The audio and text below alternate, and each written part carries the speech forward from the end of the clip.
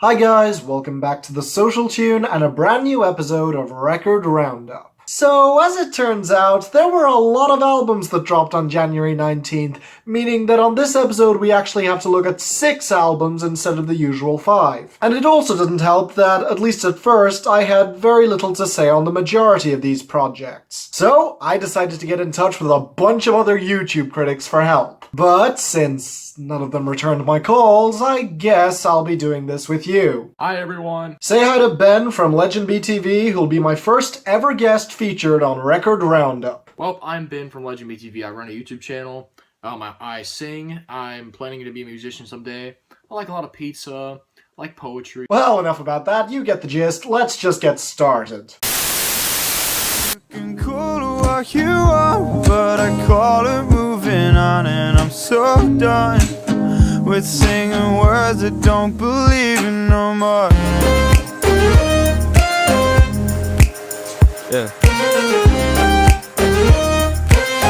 So let me begin this review by saying I had first heard of Eden not from his 2016 project, I Think You Think Too Much of Me, but rather from a collab he did on the latest album from Millennium called Leaving. A song that started off beautifully, light minimalistic guitar lines, beautiful potent vocal deliveries, really personal narratives and messages, until sadly leading into one of the most generic future bass drops I have ever heard. Seriously, it's just such a tragically generic drop, and it really ruins the potential this song had to be amazing. Even after that unpromising note, I went into this album with pretty high expectations just because the album was getting really critically acclaimed, had like 5 stars on iTunes, so I went into this thing with some decently high expectations. How'd it turn out? Sadly, I feel like this is a disappointing case in which the hype totally outweighs the end product, and as such adds a disappointing factor while listening that I just can't look over. Yeah, for me, I knew nothing about this project before diving into it, outside of what I'd heard in the lead-off singles, and the fact that the artist had apparently been endorsed by Lorde of all people. Okay, that's definitely intriguing, but unfortunately, it doesn't pay off.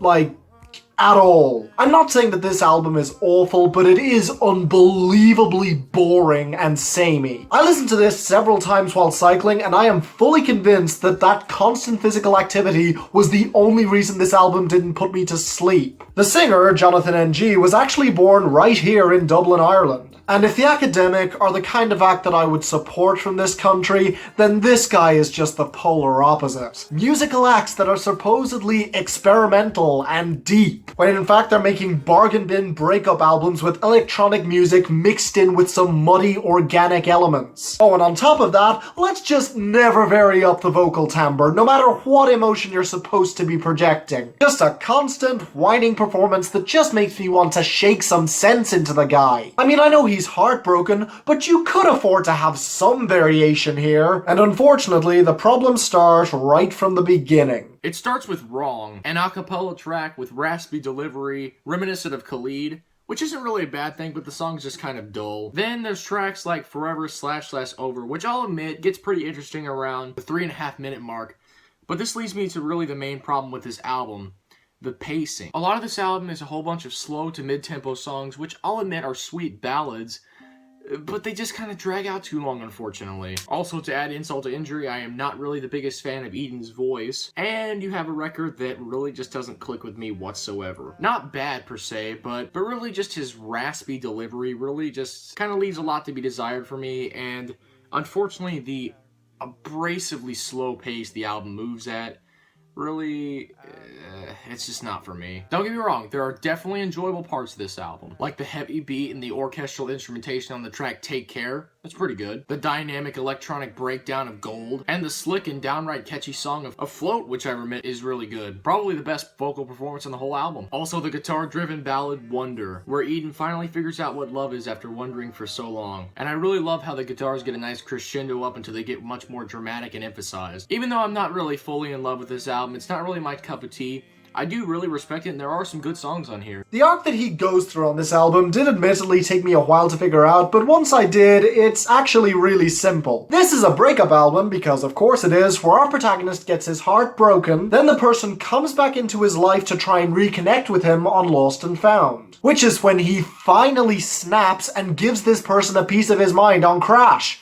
good. Really? You like that he's basically acting like a jerk? Yeah, normally you'd be right, and it's not entirely earned, but my god, it took us 6 tracks of pure moping to get to this point, so at least this is something different. One little problem though. After dwelling on the point that these painful memories will ultimately make him stronger on gold, which is basically just a far inferior version of what Churches did on Make Them Gold over 2 years ago, the album keeps going for another 5 songs, 3 of which are over the 4-minute mark. Why? You had a perfect endpoint to the album right there. Instead, we get him acting out as he realizes he's not over this person, making that initial sense of closure entirely pointless, before finally deciding that he'll never truly get over them and just has to learn to live with these feelings. Which could have all been accomplished in 1 song, or alternatively, an entire second album. Here, it just feels tacked on and makes the album way longer than it needs to be. It's like what I said in my Ali X review last year. If your protagonist is a victim, you feel sorry for them, but eventually they need to fight back and stand up for themselves, otherwise they just become pathetic and annoying. And while our protagonist here does fight back, he then immediately negates it to drag out a story that could have been told so much more concisely. Well, since many people are interested in this album, I'd still say check it out. I don't love it, but I do think it's a decent enough project. I would have done with a bit more vibrant melodies or just a bit more in the instrumentation. It just seems a little bit too basic. I definitely respect the artistic integrity behind Eden. I do think this is an inspired effort. I just think the execution doesn't really work for me. Still though, a strong 6 out of 10. Definitely a recommendation for you guys. I know a lot of people are going to love this, so you'll probably love it a lot more than I did. Unfortunately, this just isn't really a record I'm going to be able to listen to all the time.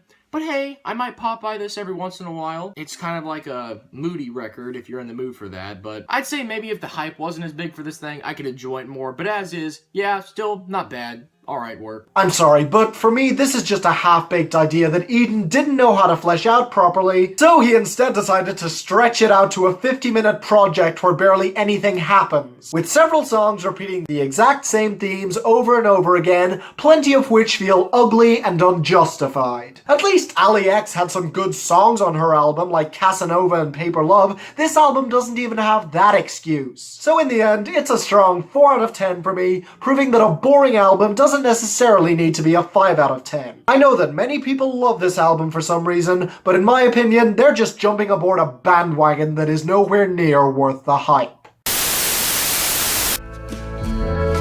Send me a postcard when you get to where you're going. Send me a line to everything you've left behind. So after that, let's get back on track with something that's a little bit more my speed. So for those of you who don't know, First Aid Kid is a Swedish female duo who first came into prominence back in the early days of YouTube. And somehow they were able to build an entire career off of their 15 minutes of fame to become a very distinct folk and country group. Their last album, Stay Gold, was a critically acclaimed gem and, in my opinion, their best work to date. And after several listens of their new album, I'm convinced that that's still the case. Oh, it certainly comes close, but the flaws on this album are definitely still there. Although I will say that they are very easy to overlook if you're just listening to this album on a surface level. Because yeah, the instrumentation on this album really does sound great. In general, I like this record. It's far from the most outstanding vocally, compositionally, or lyrically, but I do think it's a solid album with some good stuff on it. I like a lot of the folk instrumentation, the way the vocals blend with the country folk vibe of this album, and in general just how pretty everything sounds. This album is a slow to mid-tempo at best album. If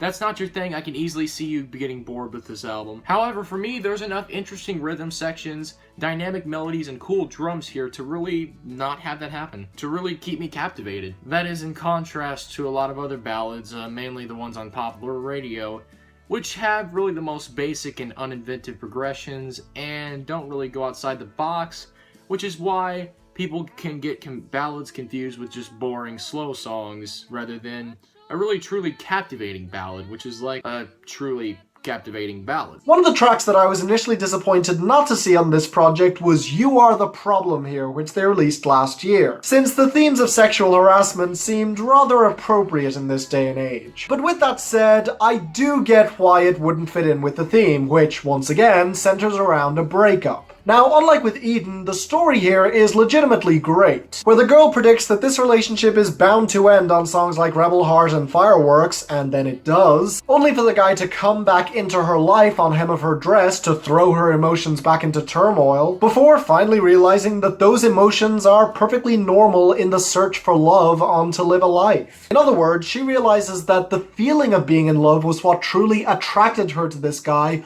more than him, which is a powerful realization. But the issue on this album is twofold. One, this group is a duo, meaning that the personal edge is taken away from this album's emotional core. And two, the instrumentation is often a little too happy sounding. The album starts off with Rebel Heart, a song with big percussion, nice guitars, electric and acoustic, and a hint of tambourine thrown in there.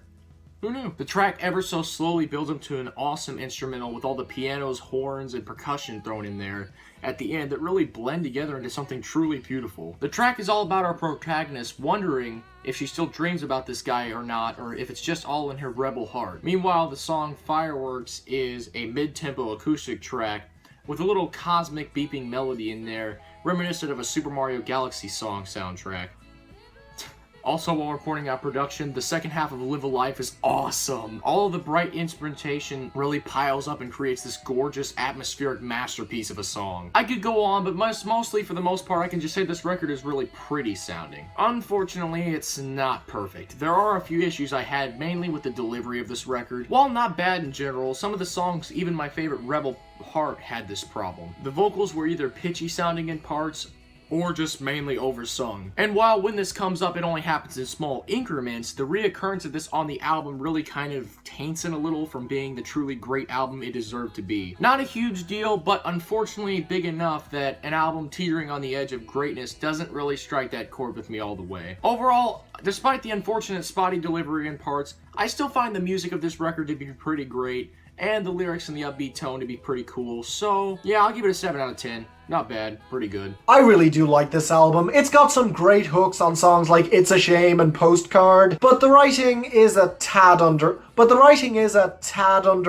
and even though a lot of these songs do sound great, they often don't match the more serious tone of the lyrics, and the sisters' almost constant use of reverb does blunt some of the tightness of this instrumentation. So strong 7 out of 10, definitely really good, but I'm convinced that these two can do better. I believe in you, ladies, and speaking of country, albeit with a project that I wasn't looking forward to quite as much, I was what you wanted, you were what I needed, and we could meet in between. We were gonna be the greatest love story this town has ever seen. So, I had never actually looked into this country band before their new album was announced. Apparently they're an American group that signed on to Arista Nashville Records a while back, and only really got some attention because one of their songs, The Greatest Love Story, appeared on the Netflix show The Ranch. Well, that, and the fact that it was produced by Jay Joyce, who's had a mixed record with me to say the least. But hey, he does have moments of genius on songs like Little Big Town's The Breaker last year, or the entirety of Mr. Misunderstood by Eric Church. So, I was genuinely curious to see if that would happen again here. Short answer, no, but that doesn't mean this album is entirely worthless. It just makes it kind of middle of the road, at least to me. Overall, I can definitely get why these guys are starting to become popular in mainstream country, because the album is pretty overproduced, mainstream pop kind of country. But that's not always a bad thing, right? Not always, but sometimes I don't really feel like it suits this record the best. Heck, Pick You Up does sound like just a modern pop song, really, with its bass-heavy effects, little reggae tones throughout. I can hardly classify this as a country song beyond the vocals. While some really liked Greatest Love Story, I honestly just found it pretty boring as well, just kind of an average single of an album.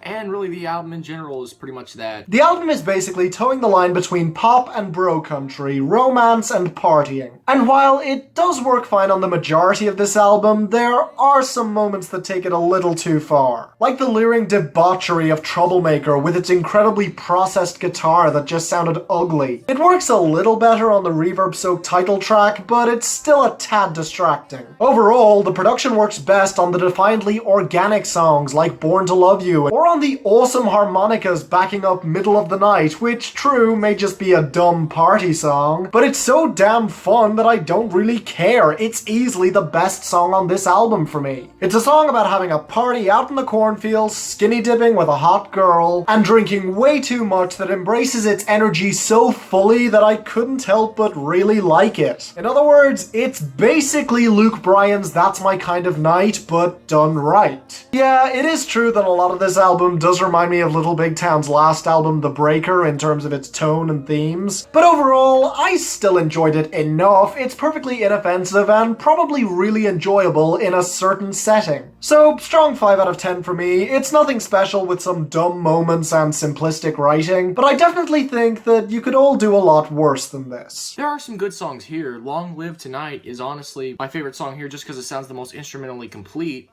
But in general, a lot of this record is pretty middle of the road, pop country, and it strikes a line between just like pop rock country and bro country, and it's just not entirely memorable. A pretty middle of the road backing band, middle of the road performer, and nothing that really stands out above just okay. Probably a 5 out of 10 for me. Not a bad album per se, but not really a great one either. Sorry.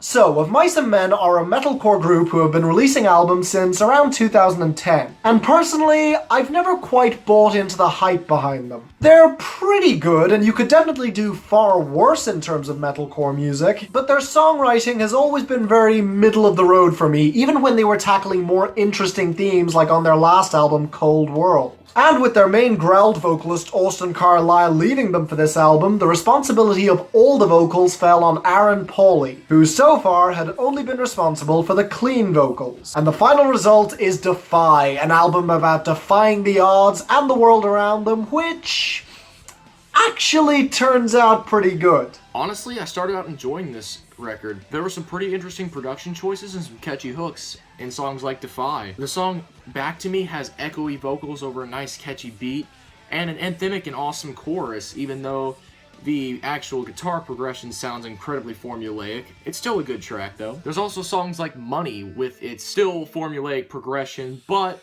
slightly added grit that really makes this one hit a little harder than others, so it's an above average track for this album. And my favorite track on this album, On the Inside, is just amazing. Honestly, one of the ones I really love on this album. The vocals and the guitar melody are just great on this one. Honestly, wish the rest of the record would have been this good. I'd also like to point out that the closing ballad, We Were Ghosts, is also a sweet track. Agreed. While, like in the past, the lyrics are absolutely nothing special, Aaron Pauley does have a passion to his voice that does draw you in. And while it did admittedly take me a while to get used to it, the transition between his clean and growled vocals is actually pretty seamless. With the exception of the title track, which is definitely very shaky. What the album does do well, though, is give you some impressive riffing and some standout hooks. Again, nothing amazing, but enough that the band shouldn't really face a major backlash after losing Austin Carlisle. It's a very safe album, but honestly one that they needed to make to appease their fans, and it does pay off. Well, with the exception of their cover of the Pink Floyd song Money, which was just bad, as the tone on those guitars really couldn't hope to hold a candle to the original's majesty. Sadly, towards the end of this record, the samey sounding guitar progressions, the mediocre lyrics, and just the generic feel of the record really water this down into a fizzled out, unoriginal metal album. Once again, it's not bad. There are some good songs on here. I just can't enjoy this all the way through. But there's enough good moments to push us up to a very light 6 out of 10. But on some days I even feel like that's too generous. But still, check this out because I do think there are some good songs on here. Just not completely listenable all the way through. Side note, there's a track on here called Vertigo, just like the new Eden album. Yeah, riveting. But I do agree that this album does lose some steam in its back half. There are some decent tracks here that keep this album from being boring though. And overall, I am glad I heard this. It is a little bit of a grower, so same for me, light 6 out of 10. I hope that you guys can find the courage to be a little bit more experimental next time, and I wish you all the best. Yeah, we're gonna be miles, no one ever gonna come down.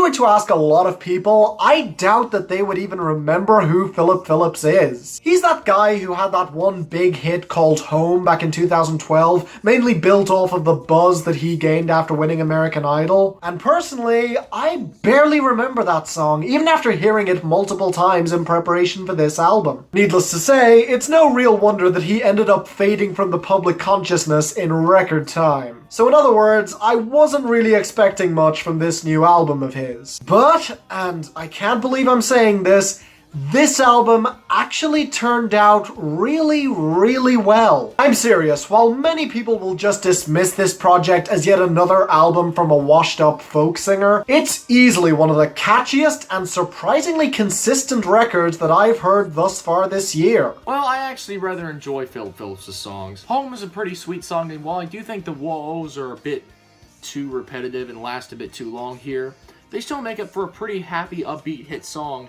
And I'm really glad it put Phillips on the map because he's a really talented singer and artist. His sophomore hit, Gone, Gone, Gone, was also another down-to-earth and pretty sweet song as well, with that "For You" refrain being one of the catchiest things ever. I just can't resist singing along to that gem of a chorus every time I hear it. Unfortunately, I will admit there's not really much swell to his music. It just kind of seems like everyday music at times. Thankfully, his third single, Raging Fire, does up the tension in production a little bit, with a bit more of a heavy guitar progression and strumming. But yeah, then we get to this new record, and how is that? Up until now, I've never heard a full Phillips album. Definitely glad I checked Collateral out because it shows a lot of growth and maturity for Phillips, both in the production, lyrics, and his vocals. While I don't really think he'll notch a charting song with this, since his lead single Miles really didn't do much, I love this. A romantic, emotionally full record full of really solid instrumentation, ranging from more electric, rock-heavy songs to more tingling guitar acoustic ballads, and really sweet, potent messages. Like I said before, the strength of this album comes in its consistency from song to song. From the blast of horns that opens up the album on Magnetic, to the nasty electric guitars that come in on songs like Love Junkie and Into the Wild, from the horn and organ combo that comes in on the bitter as hell Don't Tell Me, to the gorgeous acoustic guitars that come in on the ballads like I Dare You and Part of My Plan. Especially on the former with its horn touches and that gorgeous saxophone solo. Even the weakest song on this album for me, My Name, still had great rock and roll touches to it. The album is basically great in the same way that Niall Horan's Flicker was great last year. Nothing amazing, but with such strong fundamentals that it just couldn't help growing on me with every consecutive listen. And the pinnacle of that for me was Love Junkie, which sounds like an honest-to-God modern-day Deep Purple track, which absolutely kicks ass with all kinds of bravado and swagger. There are tracks like Magnetic, the light rock ballad that really describes Phillips' lover being magnetic and pushing and pulling him.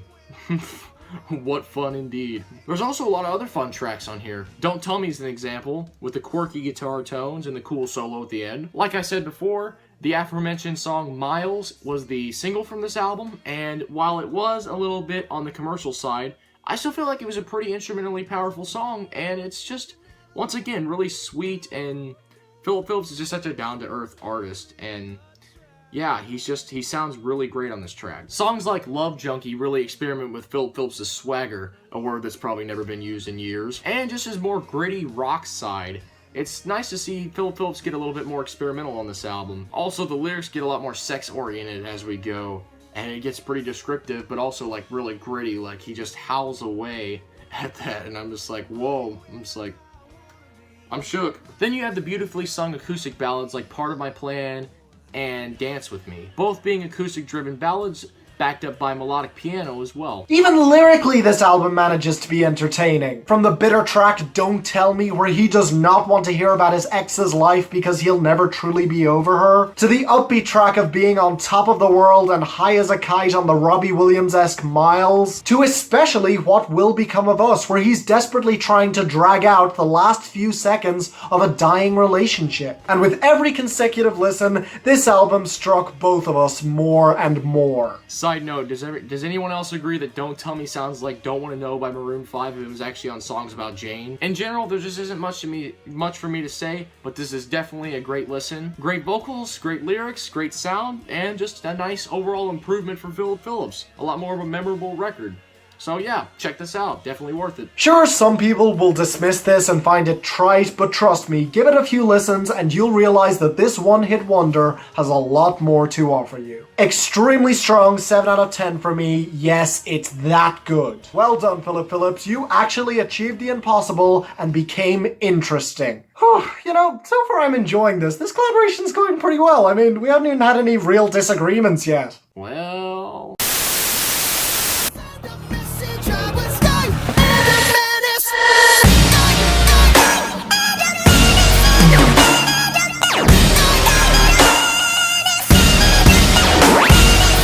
You like Young and Menace? How? Yeah, for me, it's an excellent change of style for these guys. Yeah, the warping, rushing melody of that chorus against the bass line and all the pitch-shifting vocals and everything. Like I said already, it is just an excellent song to me. I don't even know why, but it's that good. Definitely not one for everybody, and I get that, but this is absolutely euphoric to me somehow. Just an excellent song. Unfortunately, yeah, I gotta admit, this album doesn't live up anywhere near as close to how awesome that single was.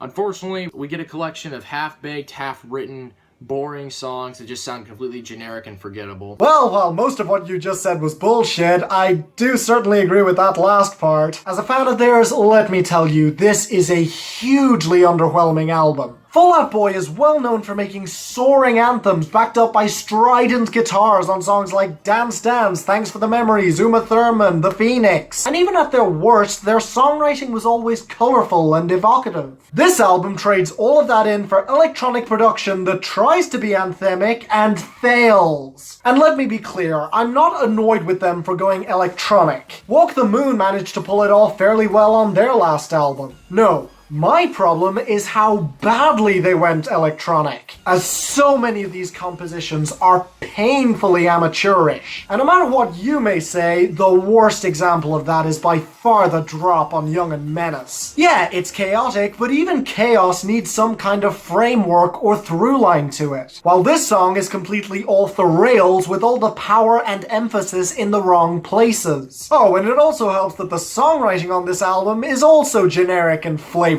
Really, I think it's just a classic example of a band ever so trying to stay relevant, even to Maroon 5 levels of trend hopping, such as the tropical sound in Hold Me Tight or Don't, or the trap EDM sound of Young and Menace. Like I said, Young and Menace is indeed awesome, but the entire album doesn't really live up to the title Mania, and sounds more like an album called Yawnia instead. The album feels painfully underwritten as well. So many overly repetitive lines. Here's a few for example. I stopped wearing black when they make a darker color line is repeated too many times. The Young and Menace chorus, and You're Just the Last of the Real Ones. All those lines and a handful more are repeated way too many times throughout this record and just kind of feel like lyrical padding to me. There's a couple of alright songs aside from Young and Menace here. Champion, although super underwhelming lyrically, is saved by catchy production. Stay Frosty Royal McT does have some power and color in its instrumentation, even if it is probably one of the only tracks I would say is really all that cool sounding, with the pre-chorus of that song being one of the best moments on this entire album, hands down. Other than that, it's basic, standard, percussion over melody pop music with weak production and weak lyrics. Yeah, for me, this is easily Fall Out Boy's worst album to date. Even their last couple of albums were underrated in my opinion, with some really powerful gems. Here we get bland, generic songs with a couple of terrible ones thrown in there that bump this down to a strong 4 out of 10. I have to agree with you. Can't go higher than a 4 out of 10 here. Which is a shame, because Young and Menace was so good. Sure.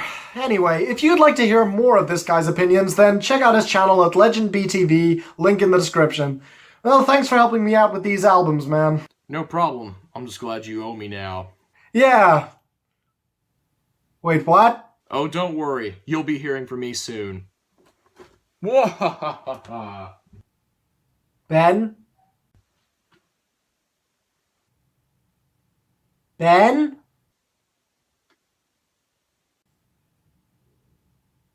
Well, I'm Finn, and, if you don't hear from me soon, presume I'm dead.